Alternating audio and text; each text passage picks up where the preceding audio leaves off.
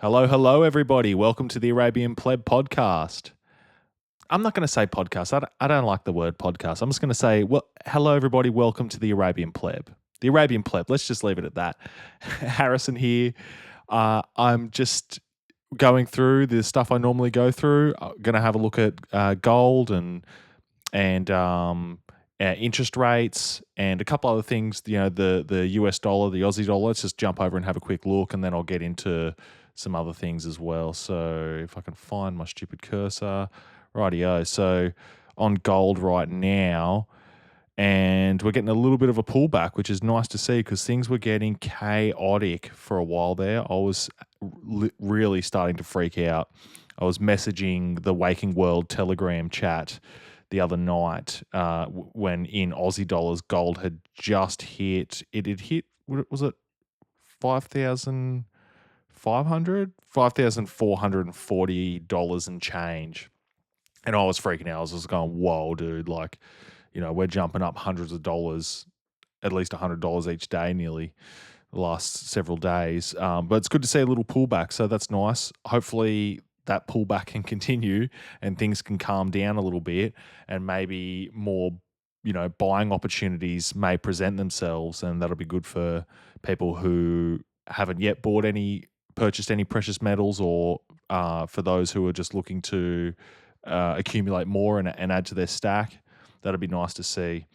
So that's in Aussie dollars. Let's jump over to gold in US dollars, which is going up, relatively speaking, more so, and I think is having a bit less of a pullback. But at the peak, we hit $3,500 and then have pulled back since then. So yesterday and then today, a little more selling as well. So yeah, very interesting to see. We'll jump over and have a look at silver. Silver's always, you know, it's like gold's little brother, so it's always good to have a look at. Obviously, much more volatile as well, and I would argue much more undervalued. So that's silver for you right there.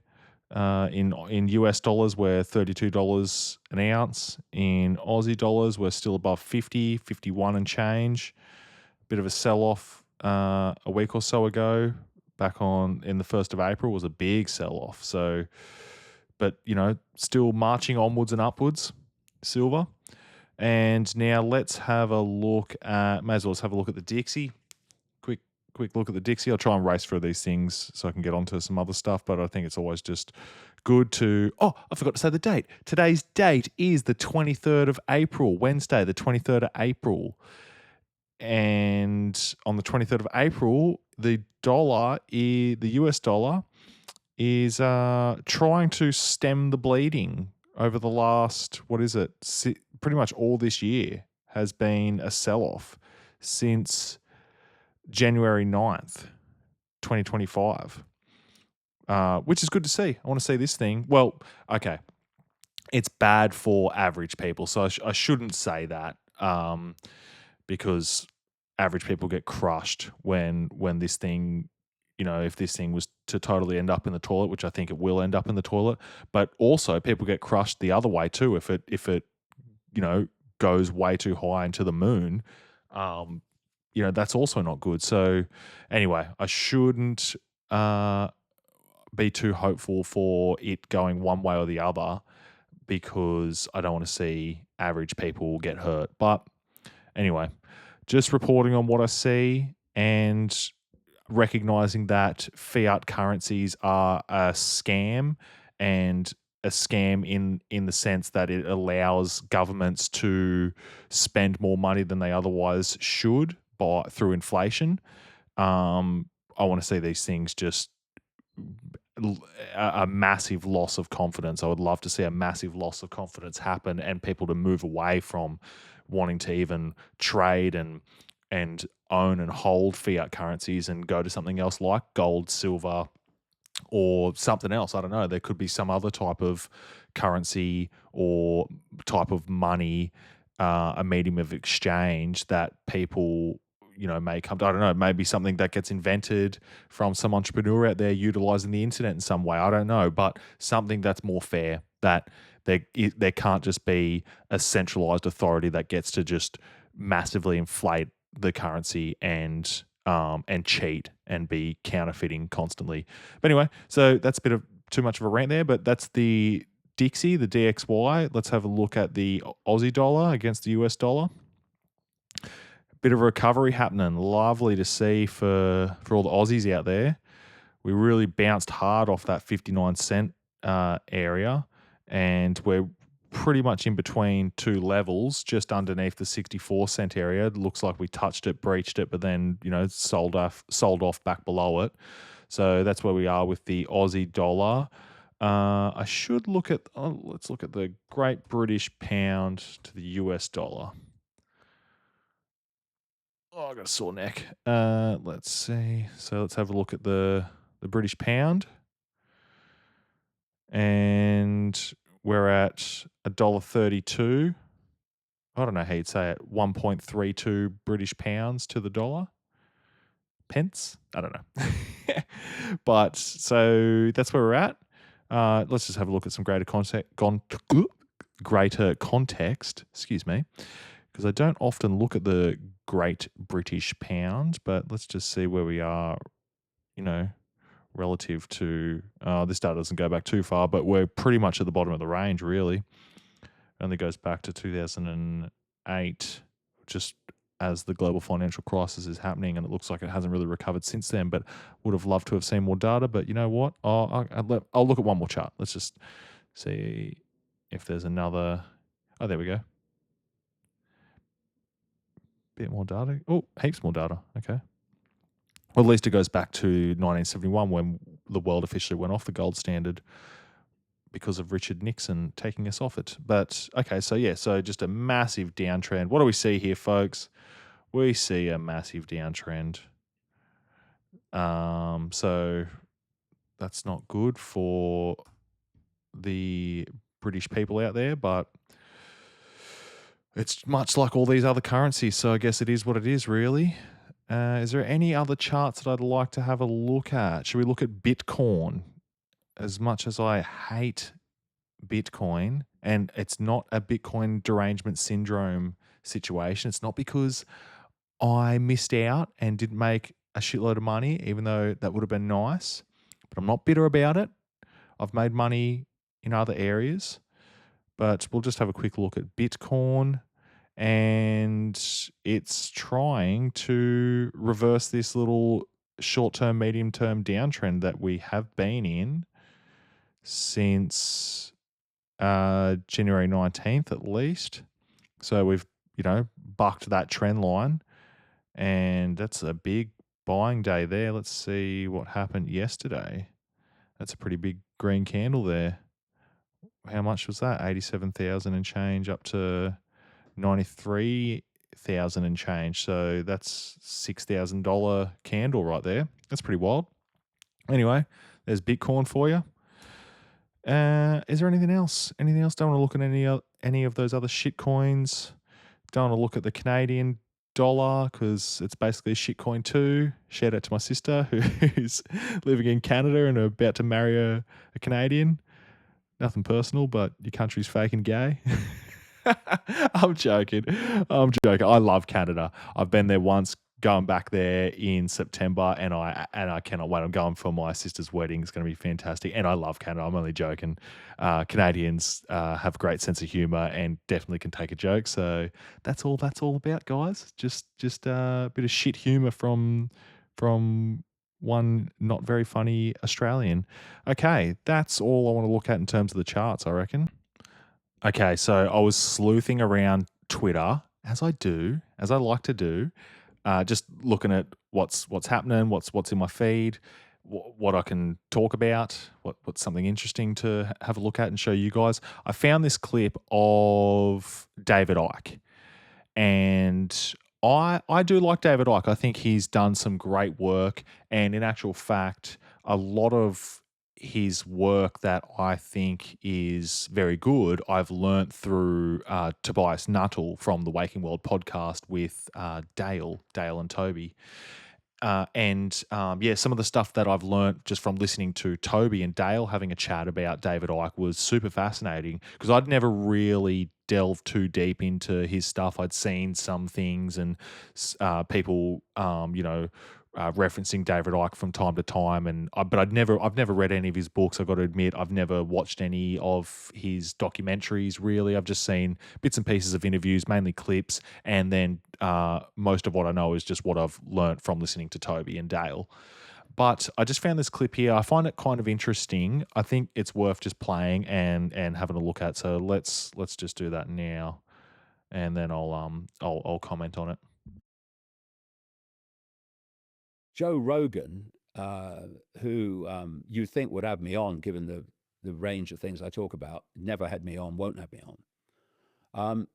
And he takes the piss out of the fact I'm talking about the reptilians. He had a bloke who's just been around not very long called Ian Carroll on recently, talking about the stuff, the same stuff going round, around, around. And they were kind of having a laugh about me and the reptilians. And yet, just a few weeks earlier, he'd had two insider whistleblowers on from military projects saying that of all the alien groups that they had been researching and were kind of, they were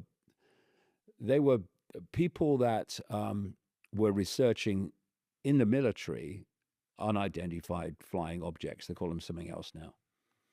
And he was saying that you can talk about, to an extent, any of these things like the Greys, but you don't talk about the reptilians.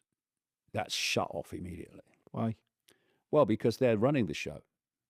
The what we call the Greys are basically like almost like AI gophers, really. The reptilians are running the show, and so you don't talk about them. And I've talked to people. The people of former military people have talked about the fact that they were experienced underground bases, and these like 7-8 foot reptilians were running it, and were there and interacting with the military. So, David Icke. Let me just get back out of that screen. So, yeah, whoa, dude. I've heard him talk about the reptilian thing too, and I definitely have heard people taking the piss out of him for mentioning this reptilian thesis that these these reptiles running the world. I don't know enough. Like, I'm not making that claim at all. All I'm saying is that it's super interesting. Now, if you go listen to Tobias Nuttall and Dale on the Waking World podcast, I can't remember what episode it was, but they've definitely mentioned it many times, like on several different episodes. But there was one in particular that Toby really dedicated the whole show to this particular discussion. But so Toby has this friend that he met, and he spent a lot of time with this gentleman, and this gentleman is he was part of the royal elite in Britain, and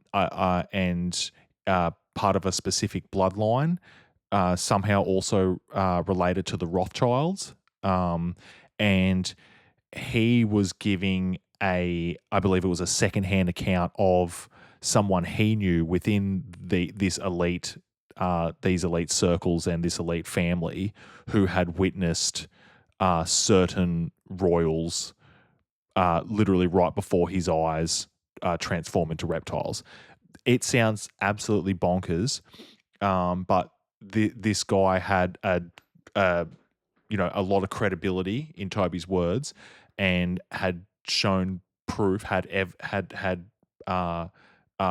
proof beyond a doubt that he is who he says he is, that he's part of these bloodline families, and was very was in with the royals, was royalty in Britain. So anyway, so just find that fascinating. Just wanted to just quickly show that, but also David Icke. So from what I've seen, like on Twitter, David Icke he's very good on the issue of war and peace. Like he's on the correct side of um, all these military interventions led by the US and then Great Britain, Canada, Australia, so on and so forth, follow through and side with the Saudis and the UAE and in all these Middle Eastern wars and also this slaughter in Gaza that's going on. David Icke is very good on those issues. I've seen him, calling out all the Zionist propaganda and just being blatantly honest about what's going on, that Israel is just committing a mass slaughter in Gaza currently. So he has that credibility. I definitely side with him wholeheartedly on his take on the war. Oh, can't even call it a war in Gaza. This slaughter in Gaza.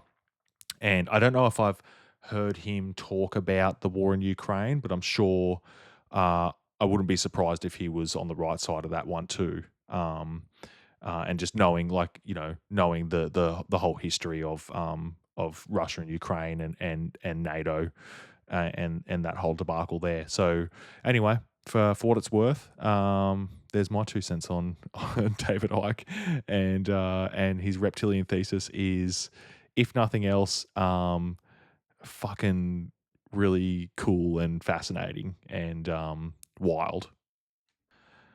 And the last thing I wanted to talk about today is my mic's unmuted. My mic's unmuted, isn't it? Unmuted. What the hell? My mic is unmuted. Jesus Christ.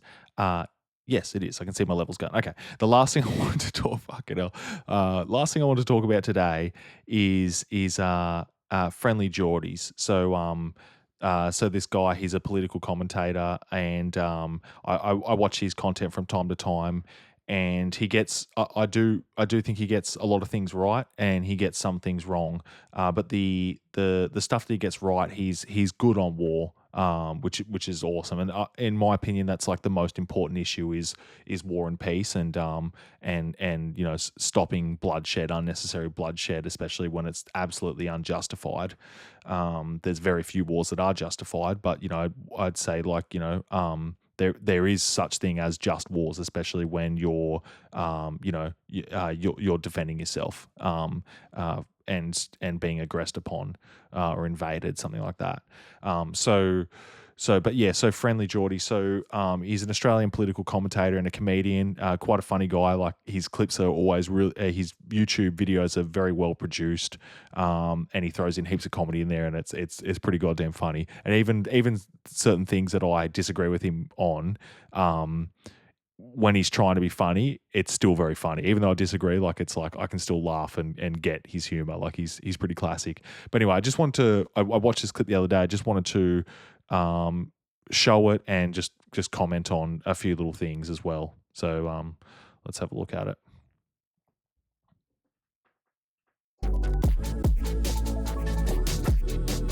Honestly, Dragon references aren't that far off for how culturally slow Australia is. Like, look how shit Australia's approximation of the podcast election is compared to the USA's OG podcast election. Trump went on Theo Von, Joe Rogan, Aiden Ross. Kamala went on Call Her Daddy, Talk to Her. Well, she didn't actually go and talk to her. The joke doesn't really work there because it's still not as insane as the president going on Aiden Ross. Sorry, Gaza. Trump deserved the W just for that stream alone. But what the fuck are Albanese and Dutton going on? Abby Chatfield? Sam Fricker? Who the fuck is Sam Fricker? It's like Dutton went on thinking, oh, I thought this was Robert Irwin's podcast. Like, all good that you guys are embracing new media, but God, at least...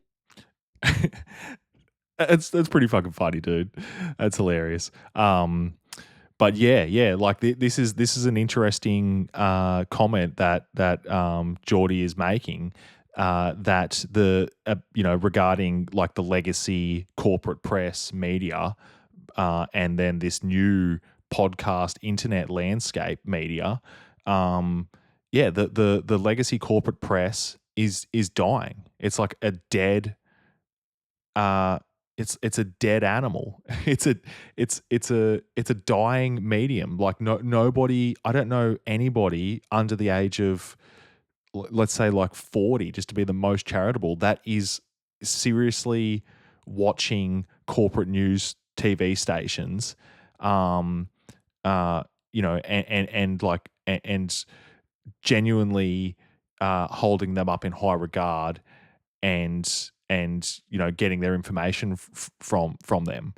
Most people are getting their information from podcasts or from internet shows, and just online on social media. So yeah, it's interesting, and it's funny to see the political class, the politicians and people who are trying to run for office, like finally, even though it seems like they're way behind the ball, but like finally understand this and trying to make the shift. Even though there's been several debates. I think there's been 3 debates so far, prime minister debates, between Albanese and Peter Dutton, and they've all been on corporate news channels. There was one on ABC, I believe there was one on Channel 9 the other night, and I don't know where the other one was, and I think there's going to be a 4th one on Channel 7. So it's not like that it's gone away. Like these corporate news outlets are still there, but no one's watching them. No one gives a crap, really. Like the only time people tune in would be maybe for one of these debates, and even that, it's so like I don't know, just like they're limited on time. They're only allowed like maybe 60 to 90 seconds to answer a question.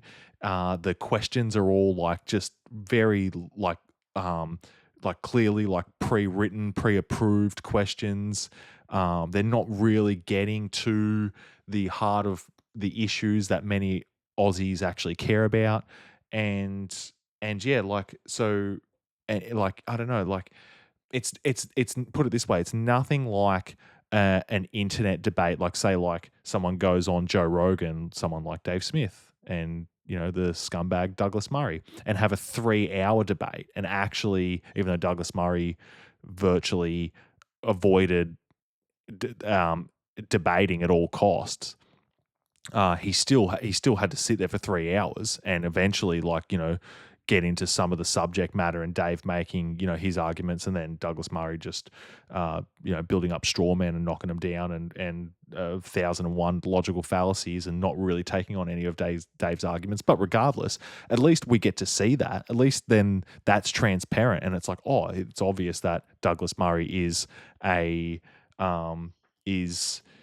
like not an honest actor. Sorry to go on about that so much, but it's the truth. But but so you don't get the point being that like corporate news debate versus like a debate on a podcast is night and day difference. And there's no way that you can cram in all these important contentious issues in like a 60-minute show with 60 to 90-second answers. It's stupid. So Jordy's making a good comment there. That well, he's at least like pointing it out, and it's very interesting that the podcasts and the podcast sphere is even the politicians are recognizing that that's the future.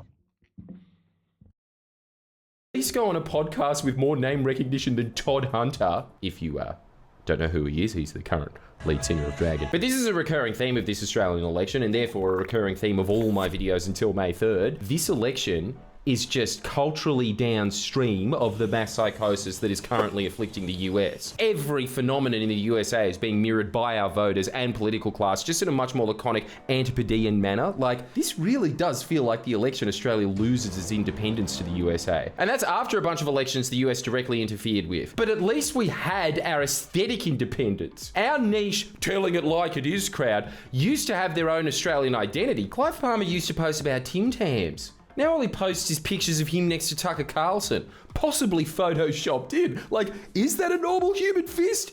It looks like a Super Smash Bros. Fist. George Christensen used to For the record, I fucking love Tucker Carlson. He's fucking great, man. Like he's really good, and again, especially on the most important issues like war and peace. So, you know, probably not the worst strategy in the world for Clive Palmer to be buddying up with Tucker.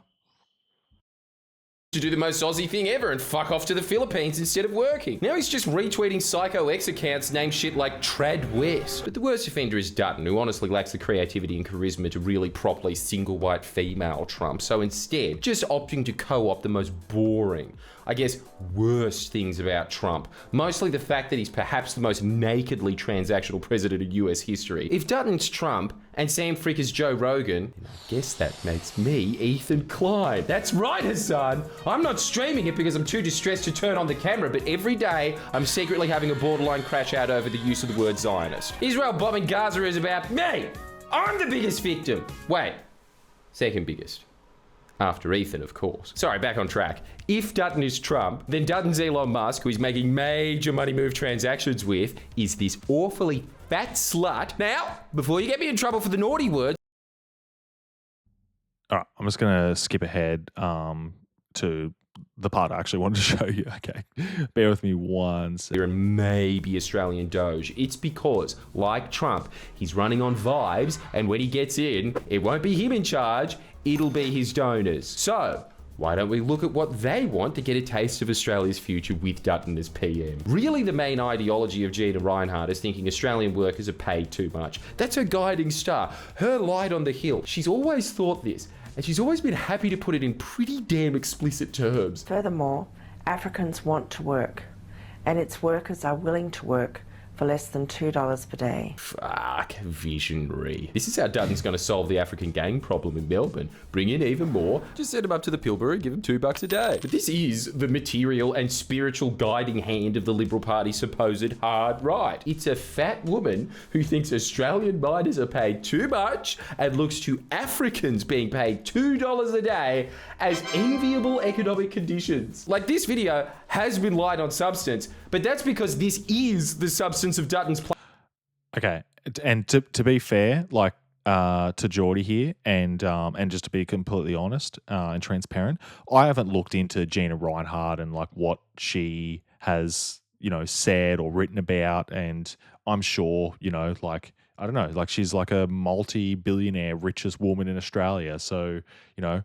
Wouldn't be surprised if she's, you know, corrupt, and I wouldn't be surprised if she's, you know, whatever, like, just only wanting to serve her interest. But the only thing I would say is, like, if you're going to go on about liberals, and this isn't a partisan or bipartisan whatever like thing, like I hate all of them. I hate the Labor establishment. I hate the Liberal establishment. I hate all politicians. I think government itself is a corrupt criminal gang. It's a corrupt organization that is financed through, you know, the threat of violence and theft. So that's my take on it all.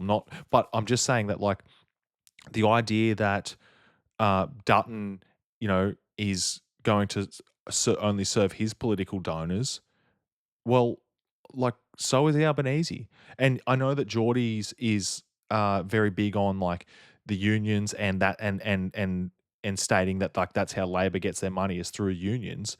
So yeah, okay, fine. But like I know like we can't we have to acknowledge as well that Labor gets massive political donations, not just from unions as well. Like I know of people, or not me personally, but my dad, who, you know, he grew up in Sydney and lived in Sydney for a very long time and worked for some pretty big companies. And he remembers some of his bosses, some of these, bosses of these companies that he worked for, in the aged care sector, where they would donate to both political parties. They donate $100,000 to Liberal, and they donate $100,000 to Labor, so that they hedge their bets. You know, so it didn't matter who got in; they were looking for favorable policies. You know, you know, and whatnot. Like, you know, they were looking for something in return, no matter who got in power. So, you know, just throwing that out there. Labor's just as guilty, in my opinion. platform. Number go down for workers. Okay, that might be industrial relations handled, but what about every other area of policy? Well, we just defer to Gina Reinhardt's retweets from Elon Musk that day. So lame. We're in the simpception down here. It's a simp of a simp. And I'm not even taking this $2 a day shit out of context either. This is the long-standing crusade of Reinhardt and the IPA, the intellectual heart of the Liberal Party, repeatedly calling for not just cutting the minimum wage, abolishing it.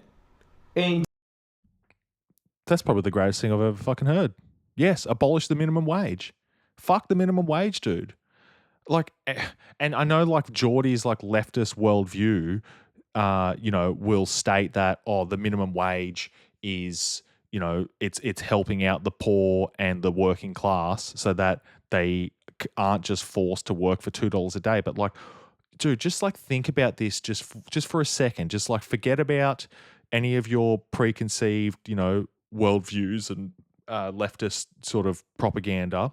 But like the minimum wage, how do I say this? Like, okay, so if the minimum wage is so good, right? And what's the minimum wage in Australia right now? Let me just look it up real quick. Right, so the minimum wage in Australia is $24.10 per hour, or $915.90 per week for a 38-hour work week. That's not that much. Like, honestly, that's not that much money. And most people don't make the minimum wage. Most people earn more than the minimum wage. So, okay, put it this way, like just run this thought experiment in your head. If the minimum wage is such a good thing, and I suppose someone who's promising to increase the minimum wage is, better, like advocating for a better policy than someone who's advocating for a lower minimum wage or to decrease the minimum wage, then why doesn't some politicians just come around? Why doesn't some politician just come around and advocate to increase the minimum wage to $100 an hour or $500 an hour? What would be the problem with that? Well, clearly the problem with that would be that would destroy employment. Who can afford to pay that? See, this is the issue with the minimum wage. The minimum wage laws, all it does is it actually destroys jobs. Because in order for an employer to be able to pay somebody the minimum wage, that person has to be able to at least provide $24 of the minimum wage, $24.10. Before an employer is going to employ someone, that potential employee would have to be able to provide more than $24.10 per hour to justify the employer employing that person. Otherwise, they just won't employ them. But if you understand that, then like if someone can't provide $24.10 per hour minimum or more than that, then they're not going to get a job. What if an individual can only provide $23 per hour in value? Then they're not going to get a job at $24.10. And a leftist will say, well, no, they have to, because they'll have to pay them that even if they only provide $23 an hour, because that's the law.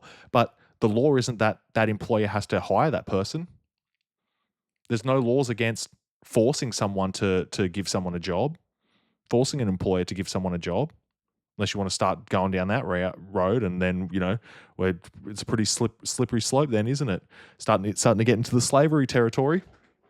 So this is all just stupid. So like the whole argument falls apart when you draw it out to its logical conclusion, and so me's just saying like, oh well, let's increase the minimum wage to $500 an hour. What would be the problem with that? People would understand what the problem is with that you're not going to get much employment, because who can afford to pay that? Very few people. So yeah, like we need to abolish the minimum wage laws. Like this is really stupid.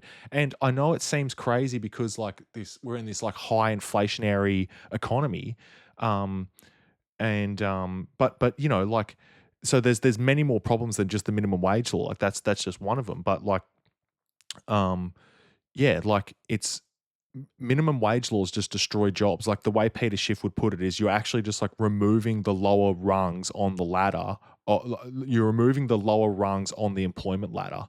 You know, like say for example, like there's a kid, or whatever. Like there's a young adult, because I know that there's like, in Australia anyway, like you are allowed to, I believe so anyway, I think I have this right. You're allowed to employ children for less like than the adult minimum wage. Like there's probably some other laws around that. Well, definitely, because I remember working at, you know, a pizza shop when I was really young, still in high school, and getting much less than, you know, $20 an hour. But where was I going? What was I saying?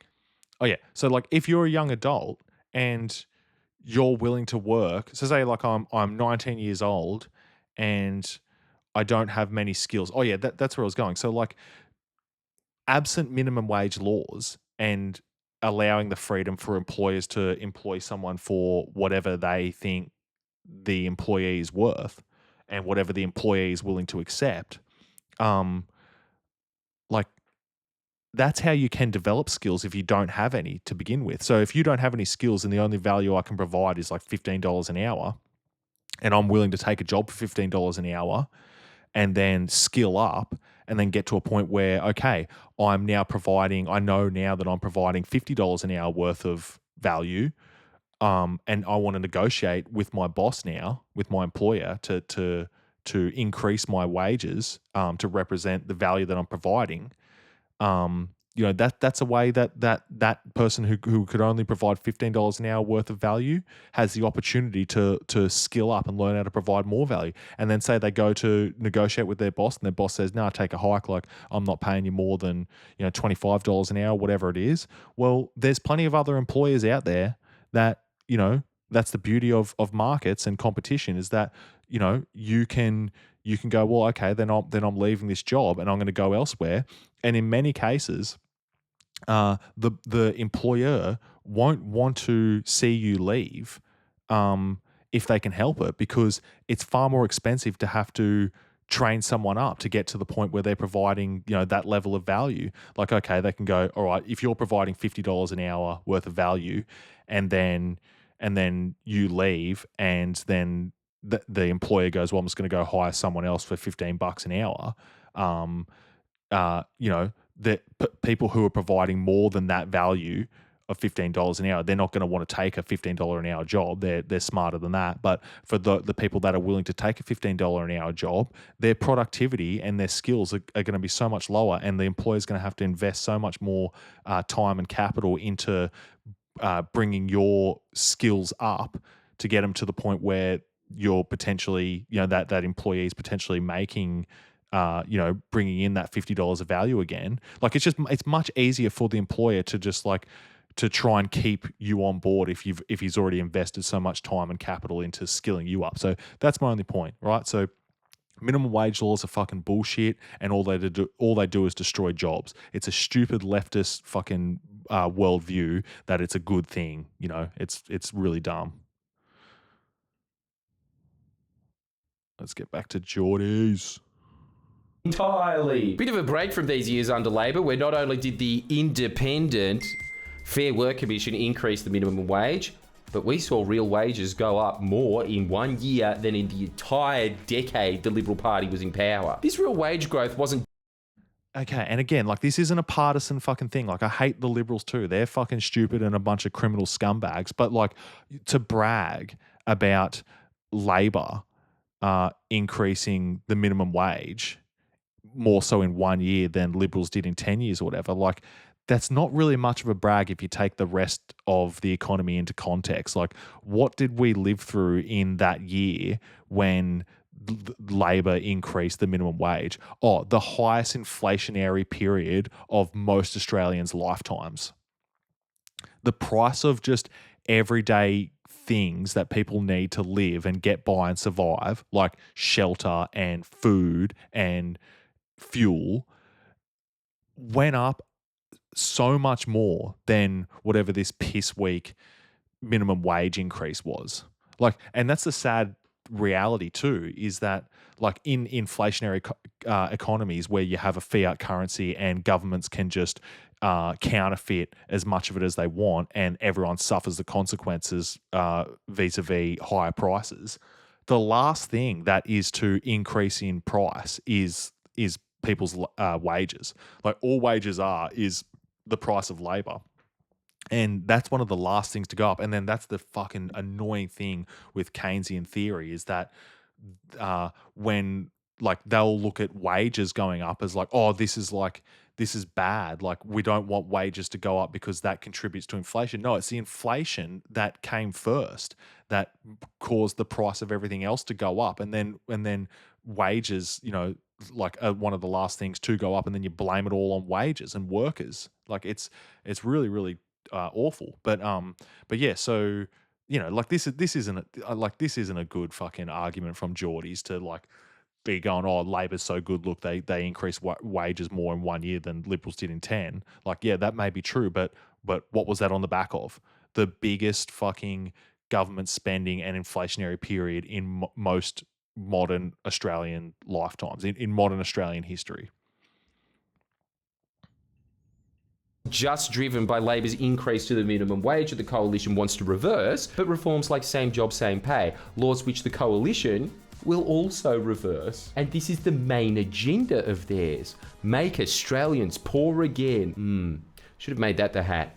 Instead, we went with the far superior acronym, MEDOLA, Make Dutton Opposition Leader Again. Get it before they're completely irrelevant. Did you know that under Labor, the poorest workers in this country are about $7,500 a year better off? Not to mention the thousands of dollars in extra tax cuts and childcare benefits on top of that. The main priority of a Dutton government will be to strip you of that money. And thank God Australians are kind of starting to see that. I think so anyway. I don't even think this tougher migration shtick is working for him anymore. If you still think Dutton's going to get immigration under control, well, allow me to read you a little poem. The globe is sadly groaning with debt, poverty and strife, and billions are now pleading to enjoy a better life. Embrace multiculturalism. This Geordie, he is very funny. But let me just skip ahead to let me just see if there's any other interesting things to comment on here. What do we got? Back when she was lobbying the government to bring in 1,700 migrant workers on 457 visas for a Roy Hill mining project. And yes, that poem is real. What is she, 8? Who writes poems? Jesus, this is getting pretty red hot, this video, isn't it? Pissing off gamers and poets. But you know who fought against those visas? Labor's billionaire backers. Unions. So if you're voting for Dutton because of immigration, prepare to be completely disappointed. It'll be just like Trump and Musk and the H-1B visas. It's the one perk of being completely downstream of the US. This election, you can look to the USA to see how Dutton will break his promises or betray his cultural positioning. You don't need to just take my word for it either when I say rich people like immigration and rich people own Peter Dutton. You can just look at Trump. Trump is deporting less people than Joe Biden, but making up for it by Yeah, well, this is an interesting point. I don't agree with him saying Trump is deporting less people than Biden. I mean, even if that was true, let's say, hypothetically, which I don't know, but I don't think that that's true. But let's say, even if it was true that Trump's deporting less people than Biden, less people, as soon as Trump got into office, far, far, far less people started flooding into the country. So, and under Biden, like, we don't even know how many illegal immigrants flooded into the United States. But I've seen estimates of, up to 50 million, and maybe even more than that. But I think even like conservative estimates is like, 20, 30 million, 10, 20, 30 million people, something like that. So it's millions and millions of people flooded in under Biden. I don't know how many are flooding in under Trump, but from everything that I've read and seen, it's a lot less than that. So, at least like Trump's kind of stemming the flow. But anyway, regardless, like it is true what Jordies is saying here, that big business loves immigration. and yeah, that doesn't surprise me that Gina Reinhardt is would be pushing for more immigrants to come into the country, and work for her. So yeah, that it's pretty interesting, and which is very diametrically opposed to like Peter Dutton's platform, I guess, So yeah, he'd be running on tough immigration. Liberals always run on being tough on immigration. Labor does too to an extent, but I think the Liberals are at least are perceived to be much tougher.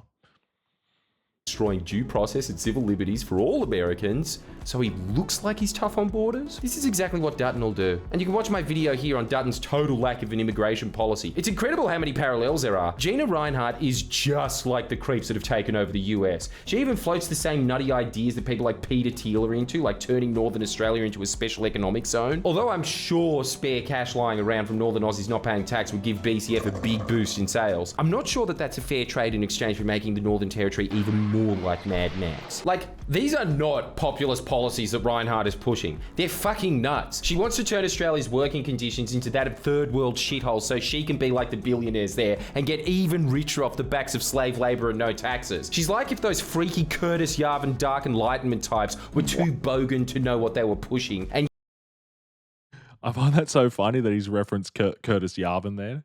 I'm not the biggest fan of Curtis Yarvin, but he's got some interesting commentary and written some interesting stuff, and there's a lot of thinkers that I'm really into and political commentators that really like Curtis Yarvin. Curtis Yarvin would consider himself the most right-wing person you've ever met. I've heard him say that verbatim, which is, it's pretty funny. Anyway, interesting to see Jordies reference him there. But anyway, I guess I'll probably leave it at that. Let me just double check. I'll just see if there's anything else worth talking about here. Yeah, that's definitely enough of Jordies. God love him. He's funny as hell, but he's a leftist, so he just gets economics completely wrong, which is frustrating, but so that's why I thought it was worth, doing my best to at least pick it apart, just explain my position and why I think he's so wrong. So what I will do now, just to wrap up the show today, is I just want to have a quick look at antiwar.com and the headlines. If there's anything interesting, maybe I might read a little bit of the articles. But antiwar.com, one of the best websites on the internet. Please go check them out. And they've got a YouTube channel, Dave DeCamp at antiwar.com, where he goes through and reads all these articles if you don't have time to read them yourself, or you're driving in a car, or whippersnipping someone else's property to pay for a house build like me. It's good to listen to Dave DeCamp. So let's just go over and have a look. Let's see what we got here today. So this is as of updated the 23rd of April. So updated today. What have we got? We've got Trump built up Mideast forces to protect Israel. Yep, sounds about right. Houthis shoot down yet another US MQR Reaper drone. Wow. Trump says he and Netanyahu on the same side of every issue. That's a bit concerning. Oh, God, that's really concerning. I'm going to click on that. Come on, internet. God, it's very, very slow. Come on now. Right, so President Trump said on Tuesday that he spoke with Israeli Prime Minister Benjamin Netanyahu and that he and the Israeli leader were on the same side of every issue. Trump said in a post on Truth Social that they discussed numerous subjects, including trade, Iran, etc. No. So Trump thwarted, at least put off an attack on Iran. These were Israeli plans. Benjamin Netanyahu came to the White House, met with Trump, and showed Trump these plans to attack Iran. And oh, by the way, the plans included we can't do this without U.S. support and U.S. weapons and U.S. strikes. Such fucking typical Benjamin Netanyahu behavior, just wanting to drag America into every one of their conflicts. All right, I'll continue. The call comes after a report. Said Trump declined to back an Israeli plan to attack Iran, which would have required significant U.S. support, and chose to pursued diplomacy instead. Another report said Israel was considering a limited attack on Iran without US support, but a final decision hadn't been made. Trump has been threatening to bomb Iran if a deal isn't reached on its nuclear program, even though his intelligence agencies recently reaffirmed that there is no evidence that Tehran is building a nuclear bomb. According to Axios, Trump and Netanyahu also discussed Gaza and the potential for a ceasefire and hostage deal, although there's no sign Israel is interested in a diplomatic solution, as it's refusing Hamas's offer for all Israeli captives to be released in exchange for a permanent ceasefire and Israeli withdrawal from Gaza. The Trump administration has strongly backed Israel's decision to break the ceasefire agreement signed in January, which would have resulted in the release of all Israeli hostages if implemented. Israel fully resumed its genocidal war on March 18 and has imposed a total blockade on humanitarian aid and all other goods entering Gaza since March 2nd. Fucking cunts, dude. They're fucking disgusting. Trump has signed off on at least $12 billion in arms deals since returning to office in January. Jesus. I believe before the Hamas attack on October 7th, Israel was getting roughly $4 billion in aid per year, or $3.8 billion in aid per year from the United States. And since October 7th and Hamas's brutal terrorist attack, it's fucking far more than that now. Look at that, 12 billion from Trump just since he's been in office in the first just over 3 months. Since returning to office in January. Over the weekend, Israeli media reported that the US delivered 9 plane loads of bunker buster bombs to Israel to prepare for a potential attack on Iran, but the bombs could also be dropped on Gaza. Fuck, Jesus, man. Gaza faces worst humanitarian situation yet. Israeli attacks kill 32 Palestinians in Gaza. That's probably over the last 24-hour period, I presume. Israel continues evacuation orders in Gaza, but no safe zones. Israeli army faked Gaza tunnel photo to justify military presence. US to relocate troops to new bases in Syria. Syria detains top Palestinian Islamic Jihad leaders after US demands. Trump enacts censorship of scientists for Israel. Mohammed Khalil Mises' son's birth after ICE denies his request. Let me say that again. Let me read that again. Mohammed Khalil Mises' son's birth after ICE denies his request. Denies his request. Israel kills Jama al-Islamiyah, commander of Lebanon. Report claims Putin willing to halt Ukraine invasion. Okay, they're all the headlines. Go check out antiwar.com and read all these articles if you're interested. I highly recommend it. Phenomenal stuff. If you want to really understand the truth and what's going on in any conflict around the world, antiwar.com is the best place to go. All right, with that, I'm out of here. Sorry for my fumbling with the reading there. Not the best reader, but give it a crack. Shut the fuck up. Fucking trying, all right? Fuck yous. Much love. Peace out. Take care. Peace.